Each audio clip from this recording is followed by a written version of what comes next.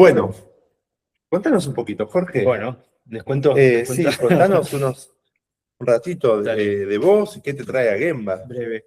¿Qué me trae Emma? Bueno, yo soy uno de los fundadores de Tempines. Voy mientras agregando gente que se va sumando. Soy uno de los fundadores de Tempines, una empresa de desarrollo de software que hace casi, este año cumplimos 17 años, así que hace casi más de 15 años que estamos dando vuelta, y que tenemos un modelo de management bastante horizontal, poco tradicional. Somos unas 100 personas, tenemos un modelo de toma de decisiones basado en consentimiento, tenemos implementado una transparencia de información total, en donde todas las personas conocen básicamente todos los números de la empresa, incluso los salarios de las personas con las que trabajan, y tenemos una política de repartición de ganancias donde el 50% de las ganancias se reparten entre todos. Eso ha llevado que mi camino por el management haya sido de repensar un poco lo tradicional, las estructuras tradicionales, y eso me llevó a recorrer varios caminos de la vida, entre ellos el de Semco, que es una empresa brasilera que armó un modelo de gestión también no tradicional, o bueno, repensando un poco el management, ¿no? Tratando de innovar un poco. Y eso también me llevó a conocer y charlar con Ari y fundar lo que hace ya unos 4 años es Gemba Expedition, que es un poco lo que tratamos de materializar en términos de difusión y de espacio de reflexión, de innovar un poco en el management y de dejar de seguir usando las mismas herramientas, o a veces las herramientas incluso que sabemos que no funcionan, para ir hacia espacios más humanos y más incluso productivos, ¿no? Así que bueno, ese es un poco mi resumen. Muy ¿Vos bien. qué onda? Bueno, te cuento. ¿Cómo llegás? Les cuento. Dale. Mi nombre es Ariel. Me gusta mucho cofundar organizaciones, y el foco de esas organizaciones es acompañar a equipos, personas, organizaciones a revisarse, repensarse, buscar nuevas y mejores maneras de hacer las cosas. Soy un apasionado de la mejora continua, del repensarnos, de la lectura y de la búsqueda de aprendizajes a partir de experiencias de otros. Tengo la suerte de viajar mucho, de conocer a mucha gente en distintos lugares, y a partir de ir a conocer de primera mano sus maneras de trabajar, poder luego llevarlo a mis organizaciones o a las de los clientes con los que trabajamos. Soy muy inquieto, intento hacer 1, 2, 3 iniciativas nuevas por año. Estoy muy contento de que esta que hicimos hace unos años crezca, se consolide y esté también, ¿no? Estamos muy, muy contentos después de estos años de experiencia en Liquid y en Tempines, haber creado juntos Gemba, ¿no? Que es como esta plataforma para repensar el management, revisar y repensar cómo liderar organizaciones para que sean más humanas, más participativas, más sostenibles en el tiempo. Y desafiando sobre todo algunos elementos que parecen estar como muy instalados, ¿no? En muchas organizaciones, como la burocracia, la jerarquía, entendidas como la principal manera de que funcionen las organizaciones, y conocemos de primera mano decenas, cientos de organizaciones que funcionan muy bien, que tienen negocios muy prósperos o que tienen alto impacto social con otros modelos organizacionales. Y Gemba lo creamos para eso, para dar a conocer y darlos a conocer de manera bien participativa y vivencial, ¿no? No solo contándolo. La idea del nombre de Gemba viene de la inspiración de cómo en Toyota se impulsa la mejora, ¿no? Que es yendo al lugar donde suceden las cosas. Y con eso en mente creamos estas experiencias inmersivas de ir, de que nos abra la cocina gente disruptiva que viene trabajando de manera distinta, y estamos muy contentos, ¿no? Sí. Y muy agradecidos de las decenas de personas que nos han ido abriendo las puertas de sus organizaciones. Hoy podremos charlar en profundidad con una de estas personas tan cariñosas y tan preparadas, ¿no? Y eso, la idea del viaje es conocer de primera mano a estas empresas, ¿no? Llevarte nuevas ideas, una mirada distinta para poder poner en práctica en tu organización y sobre todo basándote en experiencias concretas y reales, ¿no? Sabemos que es muy distinto qué lindo que sería, que eso que escuché, eso que vi, que pasa en una cultura muy lejana. La idea es ir, entenderla a fondo, hacer todas las preguntas que necesitemos y volver con una idea bien aplicable, ¿no? A tu organización. Y también siendo parte de una red, de un grupo que se formó de las 10, 12, 15 personas con las que uno viaja, que ayuda a que uno se sienta menos solo, ¿no? A la hora de volver. Sí, yo creo que es interesante, muchas veces lo que nos pasa, por qué nace un poco la idea, es uno a veces lee libros, ¿no? Ve, qué sé yo, lee casos de éxito, o lee algún paper, o incluso en alguna maestría, ¿no? Le presentan algún caso y queda siempre esa sospecha o esos fantasmas de, bueno, ¿cómo será realmente, ¿no? Y lo que quisimos hacer es como sacar ese velo de duda o de misterio e ir a el lugar donde pasan las cosas, ¿no? Que es un poco lo que significa Gemba. Y ahí es donde empezamos a explorar y meternos en la cocina y bueno, esa es la primera motivación. Obviamente, después de ahí uno se lleva ideas y después queda la red ahí de soporte. Sí, estamos muy contentos de las 7 ediciones que ya hicimos del viaje, 5 en España, 2 acá en Argentina, y también creamos como complemento, como refuerzo para quienes quieren tener como una idea más en profundidad de estos conceptos, de alguna de las prácticas, de las herramientas, el Bootcamp, que es un programa de trabajo intensivo sobre los contenidos, ¿no? Vamos a hacer el próximo en Buenos Aires en un mes. Hicimos ya 2 ediciones en varios países y estamos muy contentos también de cómo va tomando forma. Visiten la web, porfa, si quieren tener un poquito más de información. Al final de esta charla que tendremos con Carlitos, vamos a volver a contar un poco más y también hay una sorpresa, me contaron, ¿no? Sí, sí, hay una sorpresa final. Qué genios del marketing, che. Entonces, vamos al foco de lo que nos convoca hoy, ¿no? Cómo repensar la estructura de las organizaciones, qué necesitamos revisar, repensar, cambiar para asegurarnos que la IA realmente nos aporte valor, ¿no? Y bueno, y para eso vamos a revisitar una empresa que tiene como pleno total, ¿no? De las 5 veces que visitamos España, visitamos a la gente de Runroom, nos recibió con su equipo amplio, gente súper abierta, con los perritos, ¿no? Que son una característica clave en Runroom. Luego veremos, Carlitos, si tiene sentido que nos cuentes algo. Estamos ahí charlando los 3, qué lindo recuerdo, ¿no? De esa conversación, salvo que, bueno, esa conversación nunca existió, o bueno, o sí existió la conversación, pero ¿no? La foto era de ustedes 3, ¿no? Con el perrito. Sí. Me agregaste primero. Me sacó unos centímetros la IA de entrada. Hubo que hacerle unos ajustes ahí al prompt. Y bueno, esta última versión es un poco más cercana a la real. Y creo que podemos dejar de compartir. Estamos redefiniendo el pasado. Sí, sí. Y ya meternos de lleno. Carlitos, qué gusto que nos acompañes. Gracias por hacerte este rato. Gracias por estar desde la calurosa Barcelona charlando con nosotros. Carlos es fundador de Runroom, es profesor de diversos cursos que él diseña, de diversos programas internacionales, de los que también es parte. Y es un gran referente de comunidades de aprendizaje y de mejora en Barcelona, bueno, y globales también. Para nosotros era un lujo, es un lujo ir a visitarnos en cada edición de Gemba y es un lujo que estés acá charlando con nosotros. Queríamos primero preguntarte si querés agregar algo más de tu presentación y después tenemos algunas preguntas disparadoras para que vayamos charlando. No, yo agregar que el gusto no es una forma de hablar, es mío y es un honor que en todas las ediciones que se han celebrado en España hayáis venido a casa, hayáis venido a Runroom. La verdad es que para mí ha sido siempre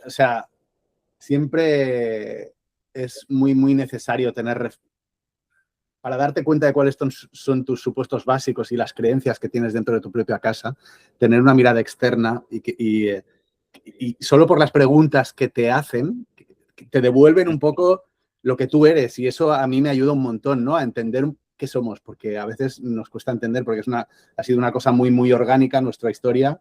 Y entonces, siempre es un placer, porque además traéis gente maravillosa siempre, por alguna razón atraéis a personas súper bonitas y nada, muy, muy agradecido de que contéis con nosotros. Qué bueno, qué bueno. Qué lindo lo que nos contás, eso de abrirse y escuchar las preguntas, ¿no?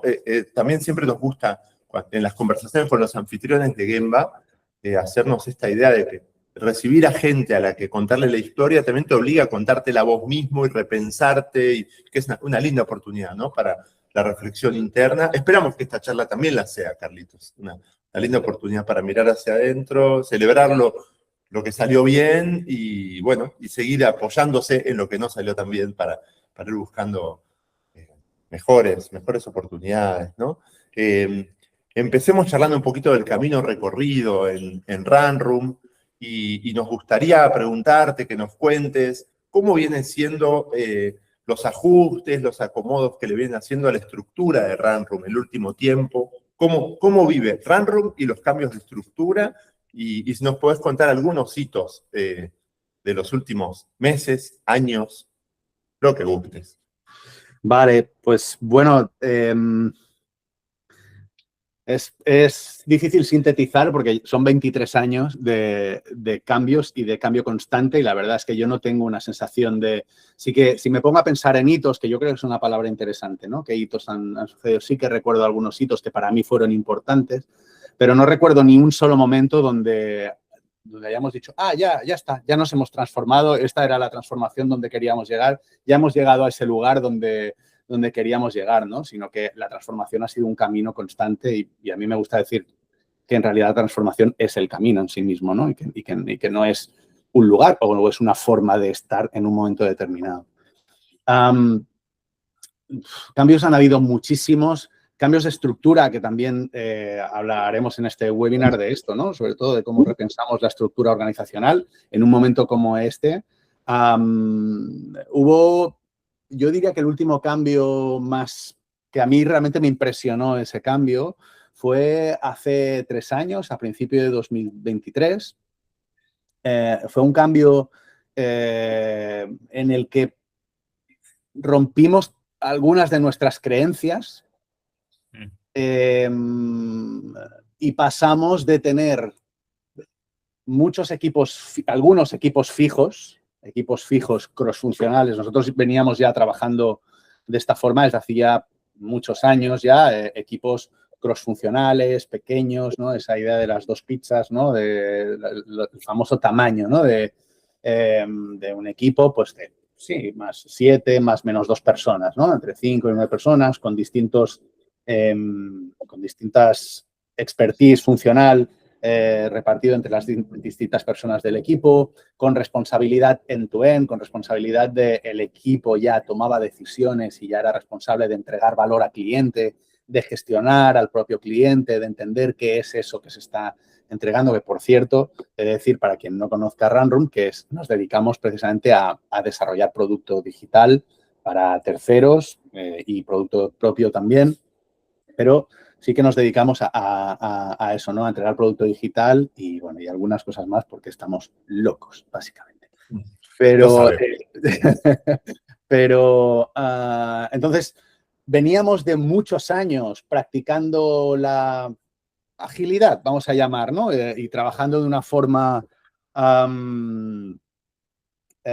muy, muy aceptada en el mundo de la agilidad, con equipos fijos, equipos crossfuncionales fijos, y de repente pasó algo que fuimos varias personas a la conferencia de las más importantes sobre Agile, sobre agilidad en España un año, fuimos 8 o 9 personas, recuerdo, y algunas de ellas, yo no me encuentro entre ellas, pero algunas personas asistieron a una charla de Juan Gutiérrez Plaza, que es un un tipo majísimo de la comunidad de Agile Spain. Y allí Juan hablaba de un concepto que él describió, y él había investigado y lo había puesto en práctica, un concepto que se llamaba Dynamic Reteaming, ¿no? O sea, cómo hacer equipos dinámicos. La charla era provocadora en el sentido de que retaba la idea de equipos pequeños, coubicados, multifuncionales, y expresaba una realidad, que es que ellos habían hecho un cambio a un gran equipo, un equipo muy grande que era capaz de hacer pequeñas células ad hoc, a medida, en base a distintos retos en algún momento, ¿no? Yo, como digo, no pude ir a esa charla. Estuve haciendo mi charla a la vez, en paralelo, entonces no pude ir a esa charla. Pero lo que sucedió es que algunas personas de Runroom sí que fueron, y pasó algo bastante increíble, que es que cuando volvimos a casa, increíble para mí, a mí me parece increíble, ¿no? Que el propio equipo decidió, un equipo bastante grande, con varios equipos, decidieron ponerlo en práctica. Sin más. Decidieron ellos ponerlo en práctica. Nos preguntaron a Monse, sobre todo a Monse, que era un poco la persona que estaba encargada de esto, de la parte de operaciones, si le parecía bien. Me preguntaron si nos parecía bien. Les dijimos que nos parecía fantástico, que muy agradecidos por la iniciativa. Y en 2 meses habían cambiado por completo la forma de operar. En 2 meses ya estaban operando de forma normal, sin ningún tipo de fricción en clientes, sin ningún problema y sin ninguno de los miedos que yo tenía, que tenía unos cuantos miedos, ¿no? Y esto fue algo bastante, a mí me sorprendió muchísimo, y realmente ahí es cuando, en esos momentos es cuando yo valoro realmente la importancia de tener una cultura abierta al cambio, una cultura de personas empoderadas y con mucha autonomía, ¿no? Como para poder llegar a decidir incluso cambiar la estructura organizacional, ¿no? Por completo. Me encanta esa historia. El título de la charla era Herejía, ¿no? Entonces no estamos hablando de intercambio, es un cambio que, como vos decías, desafía como algunas de esas ideas centrales, ¿no? Nos hablabas un poquito de tus miedos, cómo, no sé si querés como enumerar un poco esos miedos o contarnos cómo fueron durante esos meses. ¿Cómo fue la conversación de vos? Eso, vos sos el CEO, sos cofundador. ¿Qué lugar tuvieron esos miedos en el proceso y cómo fueron manejándose, trabajándolo porque miedos todos tenemos a los cambios, claro, ¿no? Claro. Que a veces son paralizantes para los cambios. Claro. Algo que sobrepuso un poco a los... Perdona. No, perdón, ya me cayó, pero ¿qué aprendiste de esos pasitos, de esos cambios, para que nos pueda servir al resto para revisarnos y repensarnos también? Algo que sobrevino un poco a esos miedos fue precisamente los dolores que estábamos sintiendo en ese momento. Esa es la razón por la cual el equipo decidió hacer esa transformación y ese cambio, ¿no? En aquel momento, tener equipos fijos trabajando para distintos clientes, cada uno de los equipos, hacía que hubiese roles dentro de esos equipos que estuviesen sobrecargados, mientras a lo mejor temporalmente otros roles estaban infrautilizados o tenían capacidad de sobra porque no estaba todo el mundo parejo o equilibrado. Había momentos distintos del proyecto que requerían distinta intensidad de roles, porque a lo mejor al principio del proyecto pues hace falta más un tipo de rol que hacia el final de un determinado proyecto, cuando hablamos de proyectos, ¿eh? Imposibilidad de encajar proyectos en los equipos, a pesar de disponer capacidad intraequipos, porque de repente decíamos, ostras, es que aquí tenemos un diseñador que tiene bastante capacidad, en este otro equipo hay un programador que tiene tal, aquí hay un perfil, ¿no? Sin embargo, como estaban en equipos separados, no podíamos encajar un nuevo proyecto dentro de un equipo, ¿no? Dolores infinitos, ¿no? Dificultad de incorporar personas externas al equipo, tendencia a tomar muchas decisiones al principio del proyecto. Esto eran como cosas que de alguna forma la esa estructura, ¿no? Como dice la ley de Conway, ¿no? Tu estructura determina tu capacidad de entregar valor, digamos, ¿no? Y veíamos que ahí habían ciertas fricciones entre nuestro servicio, no nos olvidemos que somos una empresa de servicios a nuestros clientes, y ahí habían pues muchas fricciones, ¿no? Y los miedos, los retos del cambio, mi miedo principal era que había roles de product owners, ¿no? Que hasta ahora cada product owner estaba dentro de un equipo, entonces esas product owners tenían visibilidad del equilibrio dentro de los propios equipos, del trabajo, es decir, que no estaban compitiendo por la capacidad de las personas dentro de los propios equipos, ya que cada product owner estaba en un equipo. Miedo, y entonces pasar a esta nueva forma de trabajar, el riesgo que yo veía es, wow, y de repente ahora va a haber una persona que está trabajando con 2 product owners a la vez, ¿qué va a pasar con esto, no? De repente van a estar compitiendo por esa persona, o miedos como liturgias compitiendo, perdón, como eventos, ¿no? Reuniones, ¿no? Por la mañana que de repente, pues este cliente necesita una reunión, este cliente necesita otra reunión, vamos a estar todo el día repitiendo reuniones porque estamos en equipos modulares distintos, o el hecho de perder accountability en los compromisos que asumimos, ¿no? Claro. Y lo que yo aprendí de esto, una vez más, es que fue interesante porque esto llevábamos bastantes años dándole vueltas a cambiarlo, y nuestras propias creencias nos llevaban a la conclusión de que era imposible. Imposible es una palabra que suele aparecer dentro de los contextos que se ven disrumpidos, digamos, ¿no? Cuando, ¿no? Cuando llega la disrupción, normalmente esa disrupción ya se ha hablado dentro de ese contexto, y siempre la palabra que aparece ahí, no, esto es imposible, aquí nadie puede hacer esto, ¿no? Y de repente sí que era posible, ¿no? Claro. Me gusta la paradoja también de que nos parezca algo imposible cuando el modelo de trabajo con el que ustedes no trabajaban antes, si querés, como el paraguas de la agilidad, lo hacíamos con la idea de ser más adaptativos, más flexibles, y lo que nos estás contando también es como de cierto dogmatismo, ¿no? Dentro de una empresa muy abierta, de gente que está pensando en innovar continuamente, aún así es inevitable a veces caer en... Es inevitable, porque es que no, o sea, precisamente eso, fíjate, volvemos otra vez al tema de las referencias, ¿no? Tener referencias externas y poder ver con otros, poder mirarte con otros ojos, para nosotros es fundamental también en ese sentido, para darnos cuenta de cuáles son nuestros supuestos básicos, esas creencias que tenemos instauradas, ¿no? y que de repente pensamos que no hay otra manera de hacerlo, ¿no?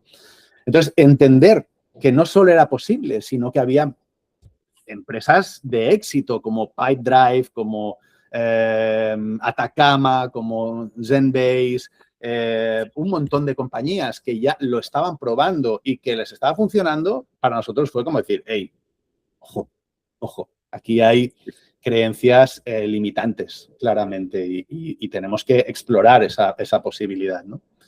Y lo que aprendí yo de eso es que, de nuevo, confiar en las personas y teniendo claros cuáles son los riesgos, compartiendo y hablando como personas adultas, gestionando, ¿no? La dificultad y entendiendo que no hay nada perfecto y que todo tiene un trade-off y que todo, ¿no? que va a haber que tomar decisiones y ganaremos unas cosas y perderemos otras.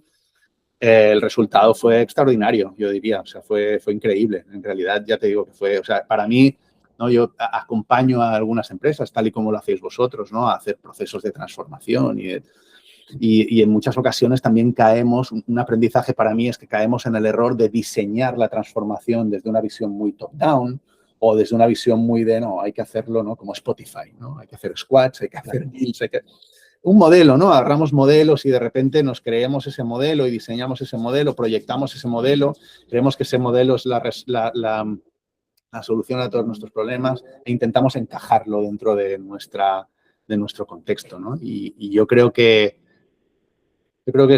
a veces es más, el camino es un poco diferente, digamos, el camino es un poco diferente, pero esto no significa que sea fácil, porque también creo, y otro aprendizaje es que creo que necesitas una cultura, hay que trabajar la cultura y hay que hay que lograr que las personas, a mí me gusta decir que se pongan cachas. En España decimos que se pongan cachas, o sea, que desarrollen músculo de cambio. Que la gente desarrolle músculo de cambio y que esté abierta al cambio constantemente y que esté constantemente buscando el cambio. Esa mentalidad Kaizen a veces es frustrante porque nunca paras de cambiar y a veces dices, todo lo hacemos mal y tienes la sensación de qué mal hacemos las cosas y siempre quieres cambiar cosas, pero creo que es imprescindible tener una cultura así para poder adaptarse a no sé cuál será la realidad de las personas que estáis en esta webinar escuchando. Al menos mi realidad es radicalmente cambiante, cambia con una velocidad brutal y especialmente en este último año ha sido una locura. O sea, en los últimos no sé cuántos meses ha sido brutal ese cambio, ¿no? Bien, sí, tal vez te traemos, ¿no? Sí. Al 2026, ya estamos por cumplir media hora de charla y todavía no dijimos la palabra IA. Sí, me parecía importante que antes Increíble, de increíble. Sí, quizás conviene que nos metamos un poquito por ahí, ¿no? Sí, sí, me parece que está bueno esto. Yo me quedaba pensando un poco, digamos, esto contabas, ¿no? Yo me acuerdo que cuando fuimos la primera vez hablaban un poco de del Agile España y que habían contado, y contaban un poco de que habían ido a esta charla, y eso fue hace creo que 4 años, por ahí. Sí. Y estaban empezando las primeras pruebas, me acuerdo. Y bueno, la IA en el estado que está ahora está muy lejos, ¿no? Sin embargo, como que veo una línea, ¿no? Que te va preparando hacia un contexto que hoy es bastante distinto, pero que en términos de cómo se fueron organizando va un poco alineado. Entonces, te quería preguntar un poquito de eso, ¿no? ¿Cómo empezaron cómo empezaron a incorporar el tema de la IA con esta estructura y qué beneficios vieron de tener esta estructura o qué cosas vieron que chocaba, ¿no? Porque me parece que es interesante ver cómo la estructura soporta una adopción de IA o qué necesitas como estructura para darle soporte a la adopción de IA. Uah, 100%, 100%. Yo diría que respecto al tema de la IA, nosotros no adoptamos la IA, nosotros la IA nos pasó por encima realmente. Ha sido brutal, especialmente yo diría en los últimos 8 meses aproximadamente. Ahí ha habido una explosión muy, muy heavy, que creo que ahora mismo estamos en un momento de cierta estabilización. Nos hemos estabilizado un poco, pero yo hasta hace 3 meses te hubiese dicho en este mismo webinar, no sé hacia dónde vamos, el suelo o sea, no solo es incertidumbre desde el punto de vista de no sé muy bien hacia dónde apunta esto y hacia dónde va, sino el propio suelo se mueve y me cambia los apoyos constantemente, ¿no? Ha sido muy heavy el nivel de disrupción que nosotros hemos tenido. Y creo que viéndolo en perspectiva, porque estás, como decía Steve Jobs, ¿no? Los puntos los puedes conectar hacia atrás, ¿no? Nunca hacia adelante, ¿verdad? Yo viéndolo en perspectiva, creo que fue un gran acierto hacer ese cambio a algo mucho más líquido, a algo mucho más enfocado a ser capaces de ir dando servicio, adaptando a los equipos, ¿no? No sé ni por dónde empezar, a explicar un poco cómo esto nos ha transformado, porque es que nos ha transformado. Jorge, tengo ganas de hablar contigo también cuando vengas a España para ver qué le ha pasado a Ten Pines también, ¿no? Y cómo Ten Pines ha cambiado, ¿no? Pero me lo puedo imaginar porque es bastante loco, ¿no? Nos dedicamos a hacer software y realmente nuestro rubro, o sea, si algún rubro ha tenido disrupción, ha sido el nuestro, claramente. Sí, ¿no? sí, yo estaba pensando eso, perdón que justo ayer estaba hablando que quizás contraintuitivamente, ¿no? Uno pensaría que la industria de tecnología es la que menos iba a ser afectada, digamos, ¿no? Porque, qué sé yo, ya vivimos un poco en la tecnología y eso, y también como que hay tantas otras disciplinas, ¿no? Qué sé yo, me imagino contadores, gente que hace mucho trabajo manual, que uno diría, bueno, te va a afectar un montón ese tipo de trabajo, y sin embargo, creo que por lo menos por ahora, y que va a seguir siendo, la industria que más impacto va a tener es la desarrollo de software y tecnología, porque la barrera de entrada es baja también, ¿no? Entonces, es súper interesante. Pero bueno, no No quiero robar protagonismo. No, 100% de acuerdo a lo que dices. Y tengo un amigo que creo que habíamos comentado ya en alguna Gemba que habíamos acogido en Random, la idea de las moscas del vinagre. No sé si te suena esta idea, este concepto. Tengo un amigo que siempre habla de las moscas del vinagre, ¿no? Que es las compañías tecnológicas, las compañías que nos dedicamos a desarrollar tecnología, somos un poco como las moscas del vinagre. O sea, tenemos ciclos de vida muy, muy cortos, muy rápidos, para bien y para mal, ¿no? Y de repente todo cambia súper rápido, las compañías también mueren muy rápido, nacen muy rápido. Un poco la mosca del vinagre es lo que se utiliza en el laboratorio precisamente por su ciclo de reproducción y su ciclo vital para poder probar y hacer experimentos, ¿no?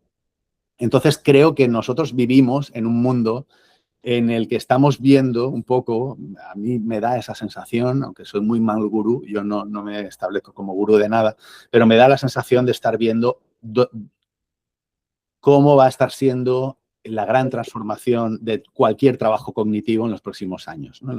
Yo creo que la próxima década como mínimo, ¿no? Viene una ola de disrupción y de cambio brutal a cualquier trabajo cognitivo, a cualquier trabajo del conocimiento que hagan las personas.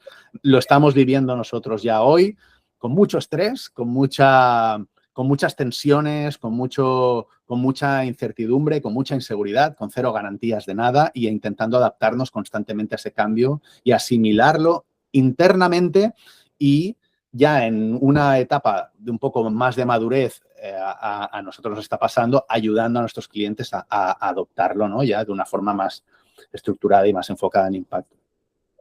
Pero si miras la realidad hoy, ¿no? Preparando un poco esta webinar, perdona, Ari, que quería comentar un par de datos que me parecen interesantes. El año pasado el MIT publicó un informe donde decía que el 95% de las organizaciones obtuvo retorno cero de su inversión en IA.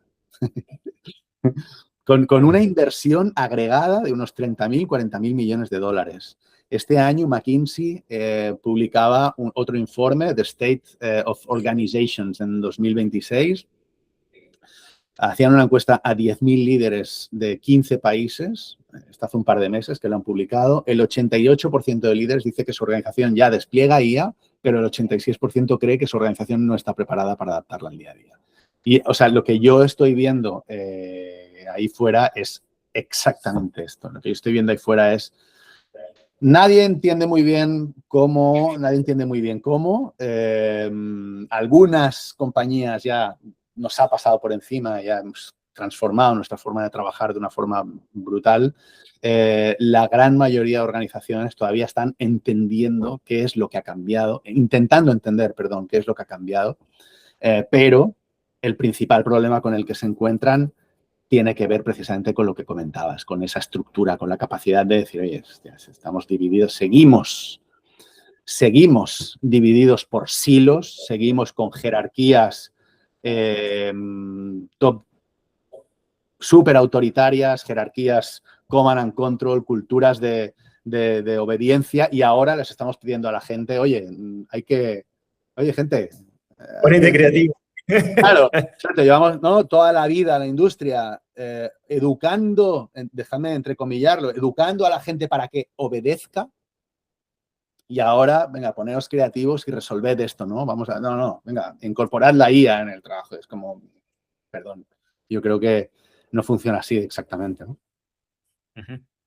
Sí, teníamos ganas de pedirte un par de ejemplos, Carlitos, si nos podés compartir de algún equipo en sí, de cómo cambió la dinámica del equipo, dónde sentís que la AI potenció la autonomía, o Mira, dónde la te pongo un ejemplo y te doy datos concretos porque es que además lo tenemos publicado en nuestra página web, el case study, y tenemos permiso del cliente para hablar de ello, ¿no? Entonces, y te voy a poner un ejemplo por contraste. Mira, justo hace 2 años estábamos lanzando un e-commerce de una marca de moda, una marca que hicimos un lanzamiento por Europa, empezando por Francia, les hicimos toda la estrategia, todo el despliegue estratégico de la nueva marca, les hicimos el e-commerce, todas las integraciones del e-commerce con el courier, perdón, si me pongo un poco técnico, pero con la parte logística, la parte de SAP, con la parte del ERP, con la parte del CRM, es decir, un desarrollo de un e-commerce con una cierta complejidad para una marca con ambición a nivel europeo, digamos, ¿no? Un proyecto que arrancamos de forma iterativa incremental, empezamos trabajando con ellos de forma iterativa incremental, pero que más o menos tardamos entre 6 y 8 meses en desplegarlo del todo, en desplegarlo completamente, ¿no? Fuimos haciendo despliegues, pero que lo tuvimos 100% desplegado al cabo de 6, 8 meses aproximadamente. No recuerdo exactamente los datos temporales, pero por ahí iba, ¿sí? Os podéis imaginar que un proyecto así, para nosotros, a nivel de revenue, a nivel de ingresos, era un proyecto importante, era un proyecto de bastantes, diría, cientos de miles de euros. Es decir, era un proyecto serio, era un proyecto muy, muy profesional para una empresa, una marca de prestigio, ¿sí? Claro. 2026, enero de 2026, otro cliente farma, ojo, cliente farmacéutico, nos pide otro e-commerce, en este caso un e-commerce puro, pero de uso interno para que sus empleados, gran compañía, puedan comprar sus propios productos con descuentos, integrado con recursos humanos, porque al comprarlo pues ya se descuenta de la nómina, entonces hay como, bueno, en fin, movidas así de descuentos en nómina y cosas así, ¿no? 3 semanas. Una semana de Discovery Express, de sentarnos con ellos a entender dónde estaban, tal, pero lo hicimos en 3 semanas, un e-commerce, 3 semanas despliegue, ¿no? Incluyendo el Discovery, ¿no? Ellos no se lo creían, nosotros lo decíamos con la boca pequeña, pero decíamos, creemos que en 3 semanas, además, cada semana estábamos entregando, o sea, que entrega continua, de nuevo, entrega continua. Ciclos diarios, Carlitos, prácticamente. Ciclos diarios. ¿Cómo que estamos aprendiendo? Claro. Correcto. El cliente no se lo creía internamente, luego nos confesaron que ellos no se lo creían y que nadie en esa empresa nunca se lo creyó, ¿no?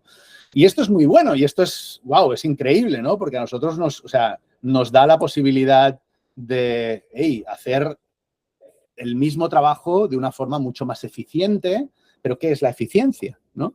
¿Y qué es ser más productivo? Porque en realidad esta ventaja competitiva también la tienen todos nuestros competidores, obviamente. Ninguno de nuestros competidores se va a quedar quieto mientras nosotros aprovechamos y nos subimos a la ola de la IA, primero. Segundo, claro, yo no puedo vivir de proyectos de 3 semanas porque tengo una estructura. ¿Cómo funciona eso también, no? Porque la otra cara es esa, es cómo lo cobras. A mí claro, yo quisiera como quitarnos un poquito del foco del empresario, de la empresa de software y tal vez pensar un poquito qué pasa puertas adentro del equipo, ¿no? ¿Qué cambios hubo que hacer en relación al equipo que hizo este otro proyecto en 6, 8 meses versus este equipo que hizo esta iniciativa en 3 semanas? Hubo, por supuesto, me imagino, muchísimos agentes interactuando con este equipo. ¿Cómo nos podés contar si tenemos el caso A, caso B y lo que te puedo contar es que, y tiene mucha relación una cosa con otra, es decir, desde el cómo yo lo vendo, o sea, ha cambiado mi forma de vender, ha cambiado el servicio que yo ofrezco, no ofrezco el mismo servicio que ofrecía, no estamos haciendo los mismos, no estamos aportando valor a nuestros clientes de la misma forma que lo hacíamos hace un año. Ha cambiado por completo no solo la forma en la que trabajamos, sino también la forma en la que vendemos nuestros proyectos y ayudamos a nuestros clientes. Ha cambiado, por supuesto, la configuración de los equipos. Ha cambiado cada vez equipos más pequeños. Ese equipo fue un equipo de 3 personas, que aparte no lo he dicho. El otro equipo, un equipo bastante más grande, ¿no? 6, 8 meses de proyecto construyendo un e-commerce con un equipo de 5 o 6 personas, sí. En este caso, 3 semanas, 4 semanas con 3 personas hablando con muchos stakeholders del equipo, colaborando en fases puntuales. Ha cambiado la forma en la que trabajamos, ha cambiado la forma en la que esas personas interactúan entre sí. Todavía no estoy seguro de que hayamos llegado a algo estable en cuanto a esta es la mejor forma de hacerlo. No sé si llegaremos a estabilizarlo pronto. Creo que, y creo que esto es un intake también que para mí es importante, creo que depende mucho de qué es lo que tienes delante. O sea, creo que estamos en un momento en el que hay que adaptar la estructura a cuál es el reto que queremos someter, ¿no? Porque si tú te pones a mirar, intentando responder a tu pregunta y profundizar en esa parte, Ari, si tú te pones a mirar cómo están trabajando las grandes, los ratios de equipo-producto, en la punta de lanza, y te pones a mirar ejemplos, OpenAI opera con un Product Manager por cada 30 ingenieros. Codex, que es la herramienta de desarrollo agéntico de OpenAI, son 40 personas. Codex, ¿no? Anthropic, en cambio, sigue sosteniendo equipos de las dos pizzas, ¿no? Equipos de 5 a 9 ingenieros con un PM, un Product Designer, un Engineering Manager, pero elimina el rol de QA. Llevo años diciendo que el testing debe ser responsabilidad del equipo y no una persona haciendo QA. Bueno, pues Anthropic ha tirado más para ahí. ¿Y cuál es la forma correcta? No, creo que es una pregunta incorrecta. O sea, no creo que haya una forma correcta. Yo creo que OpenAI está adaptando la estructura a lo que necesita hacer y probablemente lo que me está diciendo su estructura es que va mucho más guiado por el reto de ingeniería que por un reto de usabilidad o de uso o de adopción. Creo que Anthropic tiene otra estrategia y está buscando otro tipo de estructuras, ¿no? Entonces, nosotros no tenemos una respuesta de la estructura. Nuestra estructura ideal es esta hoy en día para usar la IA para ayudar a nuestros clientes. Otra cosa es que cómo nosotros usamos la IA internamente, ¿no? Pero desde luego, lo que sí tenemos claro es que los equipos son cada vez más pequeños. Eso está clarísimo, eso está muy claro. Bien, bien. A mí la verdad es que tengo muchas más preguntas para hacer, Carlitos, pero creo que tendrán que esperar muchas de ellas para cuando nos veamos la segunda semana de noviembre en Barcelona o nuevas ediciones de esta charla, si hay más gente que dice vuelvan. Eso, veremos. Teníamos ganas, también nos da curiosidad que nos cuentes un poco de los dojos que están preparando. Nosotros nos conocimos hace ya más de 15 años en las antiguas oficinas de Runroom. Runroom siempre fue como casa de comunidades, ¿no? Anfitriones de grupos de personas en el centro de Barcelona que quieren reunirse a compartir aprendizajes, a revisar qué es lo nuevo, lo distinto y cómo cada persona está creciendo en relación a eso. Y sabemos que los vienen haciendo unos AI dojos, ¿no? Nos gustaría que nos cuenten qué son, de dónde surge la idea, qué aprendieron en la experiencia, cuáles son como los desafíos comunes que traen las personas que se acercan. Esas preguntas guía y contanos a partir de ahí lo que... Buenísimo. Me encanta este tema, Ari, porque yo decías, ¿no? Soy una persona inquieta e intento arrancar varias cosas. Me identifico mucho con eso, lo sabes bien, nos conocemos bien. Y los AI dojos, como tú dices, ¿no? Hace 15 años teníamos unos retos, al menos nosotros los teníamos, ¿no? Decidimos, o sea, fue espontáneo, acogimos los coding dojos en Barcelona porque era un momento en el que estábamos cambiando nuestra forma de trabajar también. Estábamos empezando a entender cosas de la agilidad, conceptos de la agilidad como TDD y otras cosas que nos cambiaban la forma en la que desarrollábamos software. Y era mucho más que el management en sí mismo, o cómo gestionábamos la empresa, cómo gestionábamos el trabajo, cómo eran nuestras metodologías. Era también la forma en la que desarrollábamos software, ¿no? Y eso para nosotros fue muy, muy importante. Abrir la compañía a personas y aprender de esas personas, compartir, ¿no? Abrir de forma transparente, abrir la forma en la que nosotros trabajábamos, hizo que a mí me cambió eso.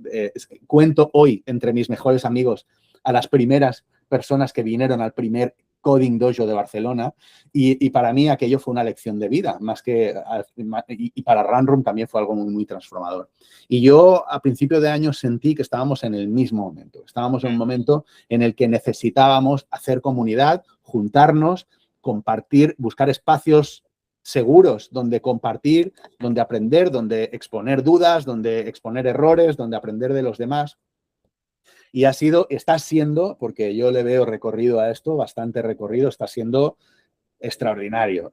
Mi foco siempre ha sido atraer a no técnicos, a personas no técnicas, a personas no desarrolladoras, porque yo sé que los desarrolladores van a venir. Entonces, mi foco siempre ha sido atraer a diseñadoras, a product managers, a personas product owners, personas de negocio, gente de management en general, y está siendo increíble realmente. El ejercicio es, ponemos un reto a resolver entre todos y todas con la IA y utilizamos distintas dinámicas de facilitación para llevar a cabo ese reto, ¿no? Lo importante no es el reto en sí mismo. Un dojo, para quien no sea la primera vez que escucha esta palabra, dojo es una palabra que viene de las artes marciales. El dojo es el lugar donde tú vas a practicar las artes marciales, ¿no? Y de ahí la metáfora.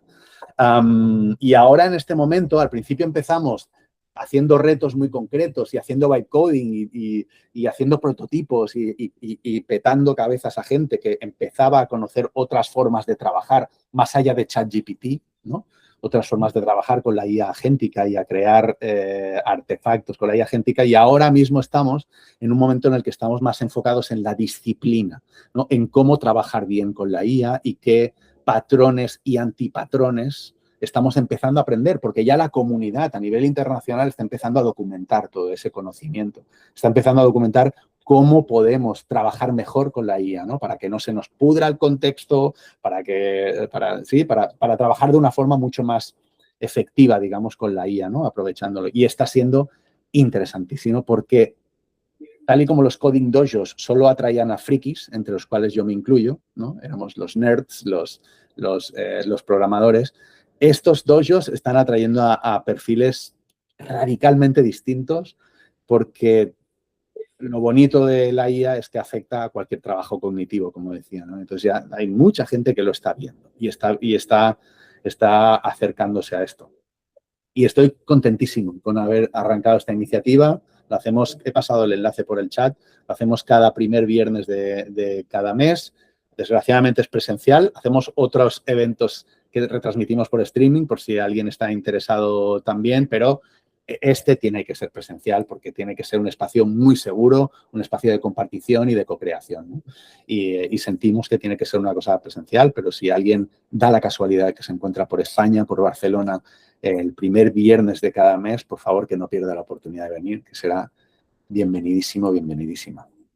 Lo agendamos para cuando estemos allá. Y creo que hay varias personas acá de España, así que bien para ahí, así que capaz se te suman. Es verdad, es verdad, es verdad. Genial, genial, Carlitos. Bueno, estamos en la recta final. Nosotros queremos contar algo más de las próximas ediciones de Gemba. Y bueno, para ya ir empezando nuestra despedida, Carlitos, no sé si hay algo más que nos quieras compartir de tu práctica cotidiana con AI tuya como profesor, como CEO, como padre. Si hay algo de eso que hayas, así como nos traías esos casos ¿no? de esa comparación de Anthropic y OpenAI, si hay algo más que hayas estado nerdeando en relación al impacto organizacional del AI que creas que nos pueda venir bien. Eso, micrófono abierto. Vale. ¿Dos más? Quizás también pensando en recomendarle, ¿no? A las personas que están acá, ¿qué les recomendarías? También podría ser esa. Te tiramos ideas y elegí la que quieras, ¿no? Pero Sí. alguna especie de recomendación o algo en todo tu camino, que miren, que no miren, en dónde poner la lupa, algo de eso también podría ser. Buenísimo. Sí, no tenía nada preparado, pero lo tengo clarísimo. No es muy políticamente correcto desde el punto de vista de las organizaciones, pero últimamente no me estoy cansando de repetir en clase, especialmente en clase, que yo personalmente no cedería mi aprendizaje y mi desarrollo personal a ninguna organización, por muy bonita que sea la organización. Es decir, por muy bien que me traten en esa organización, por muy contento que yo esté en mi empresa, creo que estamos en un momento en la IA en el que yo no me puedo permitir desde mi visión, y está sesgada y lo digo con toda la humildad, pero creo que no nos podemos permitir quedarnos fuera de la conversación y quedarnos fuera del avance. Creo que si en mi empresa están a por uvas, como decimos en mi pueblo, no se han enterado todavía de qué va esto y me ponen bueno, no lo quiero decir, un copilot de turno para no sé qué, ¿no? Y todavía no han entendido que estamos en otro lugar. Creo que es mi responsabilidad como persona y como profesional no cederle eso a mi compañía. Y yo no paro de repetirle a las personas con las que puedo hablar, hey, cómprate una licencia de Claude, aprende a utilizar Cloud Cowork, aprende a utilizar Cloud Code, aunque no sepas programar, no tienes por qué programar, aprende a utilizarlo, aprende a incorporarlo en tu día a día, porque no puedes seguir trabajando de la misma forma que estabas trabajando. No vas a seguir trabajando. Entonces, más vale que tú estés preparado y que tú te prepares, porque creo que hoy en día lo que yo estoy viendo es que las organizaciones están frenando el desarrollo de las personas en ese sentido. No están sabiendo sobreponerse a eso porque pilotan con mucho miedo. Es lógico, es normal, entiendo los riesgos, pero eso está haciendo que haya muchas personas que estén perdiendo oportunidades. Entonces mi consejo sería, no cedas tu aprendizaje a nadie. Tu aprendizaje es tuyo. Ojalá lo atesores y ojalá te permitas explorar. Y la segunda derivada de esto, y perdón, y ya me callo ya, Ari, es que va a requerir tu tiempo personal, desgraciadamente.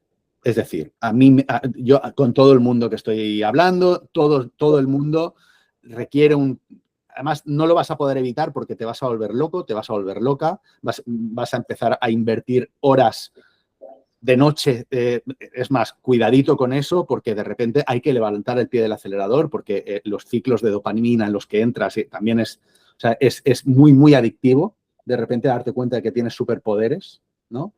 Igual estoy haciendo mucho hype, y a lo mejor ya hay muchas personas aquí que ya han pasado por este proceso, pero yo me veo reconocido en esto y con las personas con las que hablo, muchas de las personas con las que hablo han vivido un proceso muy, muy parecido. Hace falta dedicarle tiempo personal a este aprendizaje y ojalá no, porque si tienes la suerte de que estás en una organización que te brinda y que te impulsa y te empuja, disfrútalo, go for it, adelante, pero no es lo que yo estoy viendo en la industria, en el mundo, no es lo que yo estoy viendo.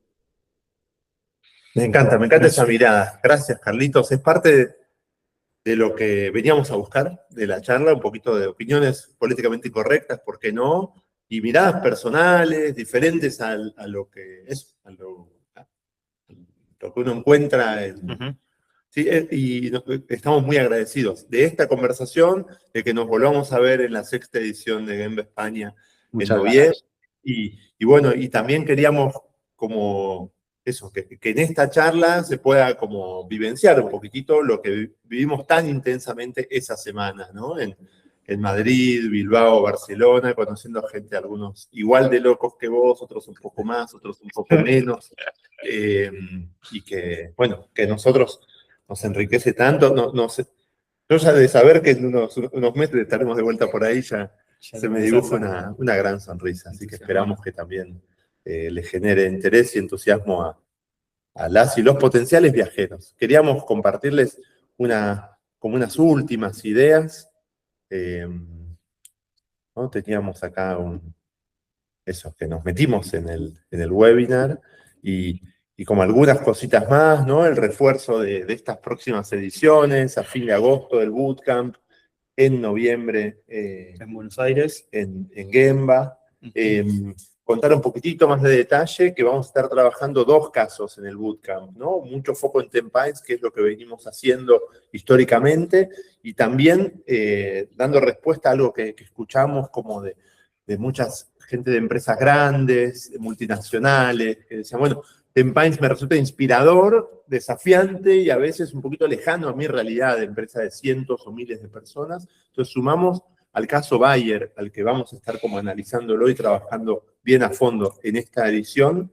Nos va a estar acompañando Lucas Barchuk, uno de los los agentes de cambio internos de Bayer y estamos como experimentando cómo se vive esta edición del programa con esos dos Sí. casos, ¿no? Quizás muy rápido, capaz no todos conocen, pero Bayer hace uno o 2 años está en una transformación profunda de ir hacia un modelo más descentralizado que se llama DSO, y hay muchas ideas muy desafiantes que están implementando, tratar de achatar un poco la jerarquía, generar equipos autónomos, generar accountability. Entonces, el trabajo que están haciendo es muy interesante. El CEO está súper involucrado y on board. Entonces, entendemos que es un caso súper, sí, testigo, como para probar muchas de las ideas que a veces la objeción es el volumen o el tamaño.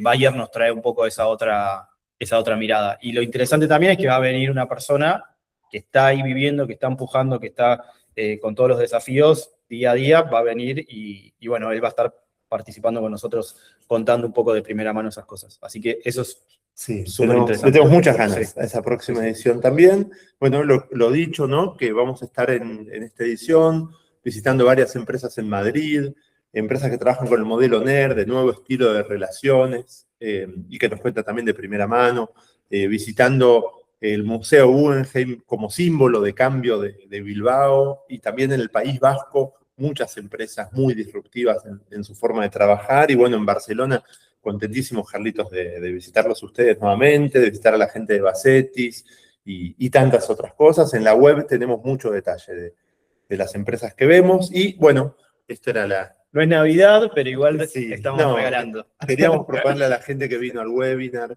eso, como un empujoncito para que se sumen a este bootcamp del que estamos tan contentos que va a ser esa edición y entonces agradeciéndoles que nos hayan acompañado este mediodía.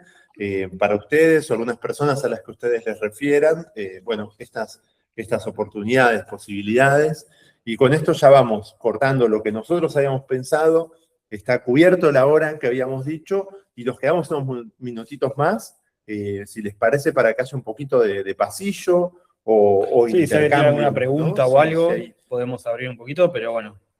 Nada, agradecerte de vuelta, Carlos, por estar acá. Son No, las 7 de la noche ya, así que estás justo ahí cerrando el día, así que mil gracias. Es loco, hay más luz allá a las 7, ¿no? Pero bueno, la dura realidad. El invierno. no, muchísimas gracias a vosotros. Para mí es un placer, de verdad. Y me hace mucha ilusión veros siempre. Así que encantadísimo. Un placer. Mira, Diego ha levantado la mano. Diego, te vemos. Bueno, gracias. Primero, gracias a Ariel y a Jorge por el espacio. Y Carlos, súper interesante lo que estabas contando. Y mi pregunta es, ¿qué 2, 3 consejos, recomendaciones me puedes dar para que fomentar una cultura dispuesta al cambio? Wow. 2, 3 consejos solo, ¿eh? Para ir cerrando. Wow, es que sí, es complicado sintetizar eso. Mira, yo si solo pudiese dar un consejo para fomentar una cultura, y me ha gustado la forma en la que lo has dicho, yo creo que la cultura, no me quiero poner muy teórico, la cultura se modela con los comportamientos de las personas.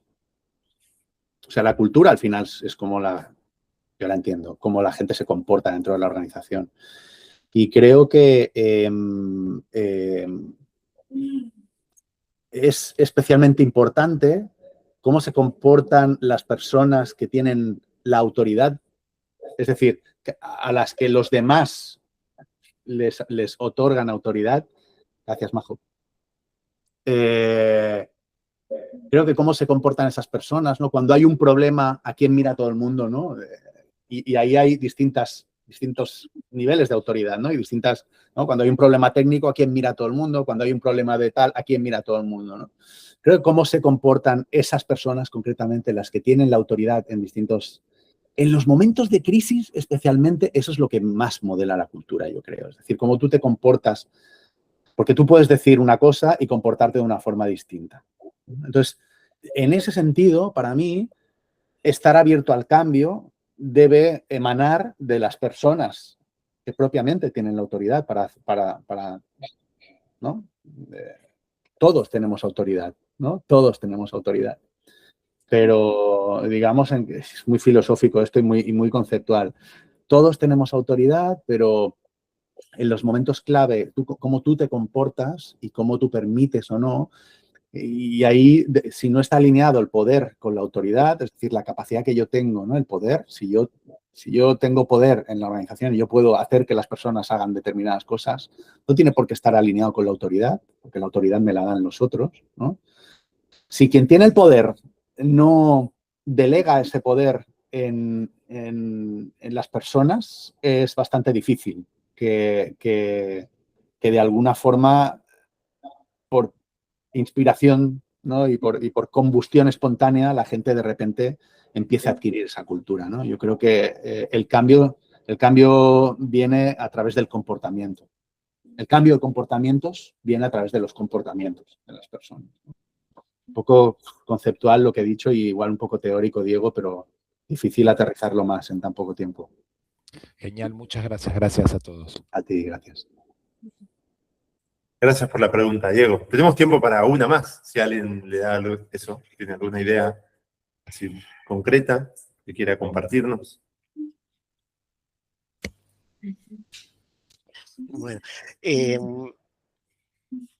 algo que estaba pensando, ¿no? Recién, pero no asociado a empresas como tecnológicas o de desarrollo de software, sino a una empresa tradicional, que un empleado con una IA es como que es una empresa en sí, ¿no? Hoy con la IA, un empleado puede ser desarrollador, puede ser PM, puede ser el de marketing, puede ser el de comunicaciones, el de data, el de BI, y descuídate y es el CEO de la compañía, ¿no?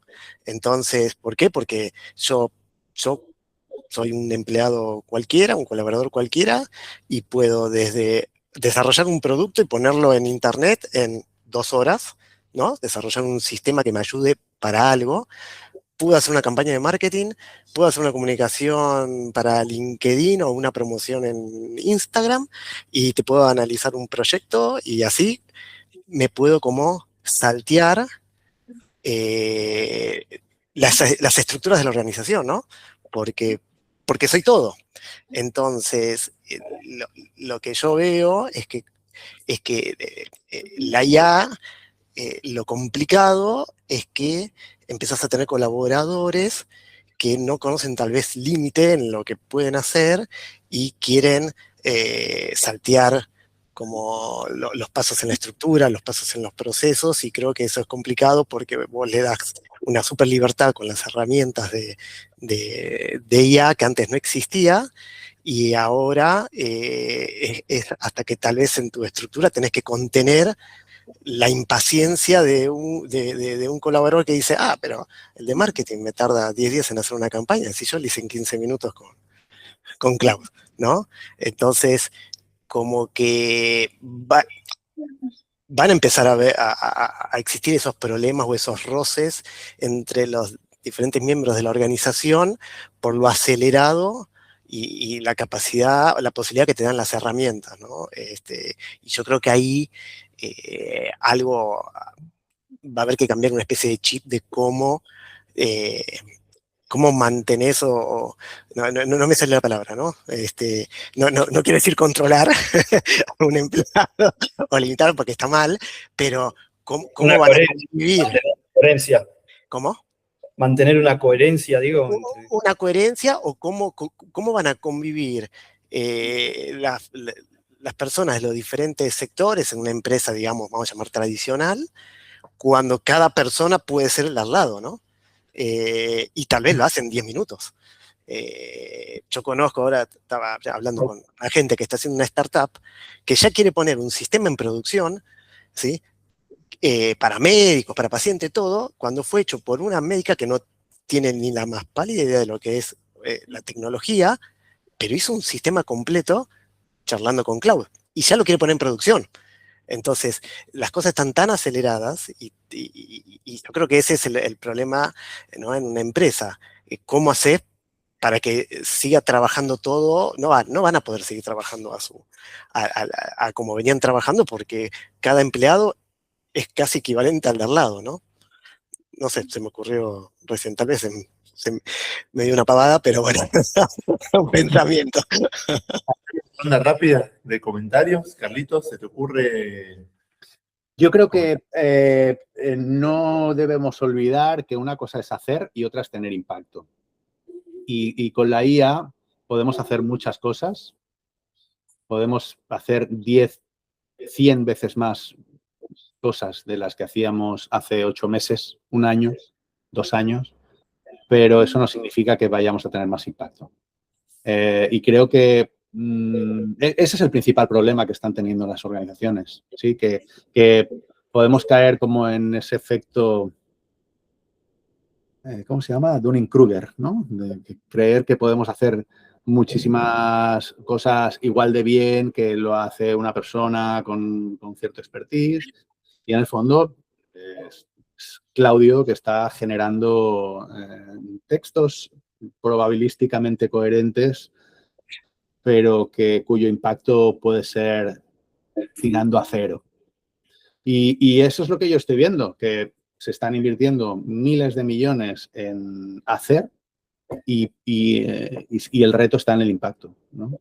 Entonces, sí, o sea, creo que entiendo también el reto desde un punto de vista de, ok, sí, y hay parte de los trabajos que estamos haciendo que podemos liberar a skills, a agentes, y por lo tanto eso significa que habrá equipos que puedan hacer. Pero me gusta el acercamiento de IKEA. IKEA de repente empezó a liberar espacio a sus equipos y con ese espacio que consiguió localizar puso a las personas a pensar en otras propuestas de valor y ha acabado facturando 1.000 millones más gracias a esa propuesta de valor, ¿no? Creo que lo que está sucediendo es que estamos empezando está ganando la narrativa de, bueno, ya no necesito a tanta gente para hacer esto. Y hay casos, por ejemplo, Klarna ha sido un caso sonadísimo en ese sentido, ¿no? En 2026, Klarna anunció al principio de año que la IA había sustituido efectivamente a unos 700 agentes de atención al cliente, con el CEO afirmando públicamente que la IA rendía a nivel humano.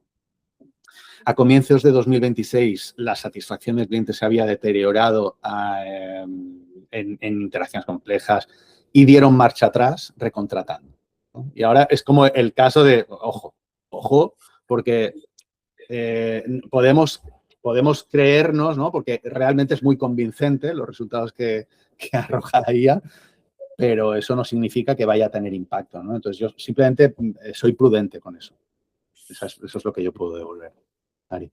Buenísimo, Carlitos. A mí me disparaban un par de cosas de lo que traías, Robert. Primero, muchas gracias, ¿no? Una que me venía a la cabeza era que, así como en Bayer redujeron de 1.100 y pico de reglas a un playbook de 10 páginas, creo que hay una diferencia brutal entre lo que significaban esas 1.100 reglas y lo que significa cada una de los lineamientos de esas 10 páginas, ¿no? Entonces, en mi experiencia, las organizaciones que promueven un modelo más de innovación, de autogestión, necesitan tener unos marcos de trabajo mucho más claros, mucho más claros que los otros tipos de organizaciones.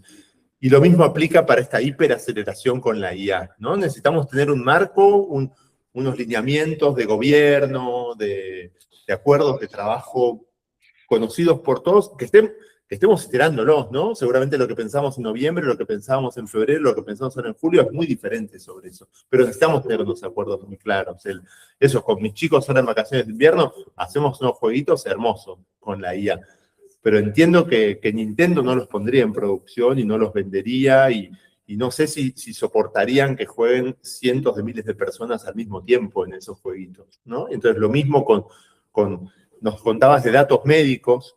Entiendo que hay datos súper sensibles y que es algo que está pasando en la mayoría de grandes empresas, de cómo me aseguro que esos experimentos que vamos haciendo, bueno, sean igual de seguros con la información hiper sensible que manejan las empresas que lo que veníamos haciendo hasta el momento, ¿no? Entonces, creo que ahí hay, poner sobre la mesa varios retos, recetas mágicas no hay, sí creo que muchos signos de pregunta para hacernos antes de darle acceso a nuestras bases de datos a productos hechos en un día por gente sin conocimiento técnico, ¿no?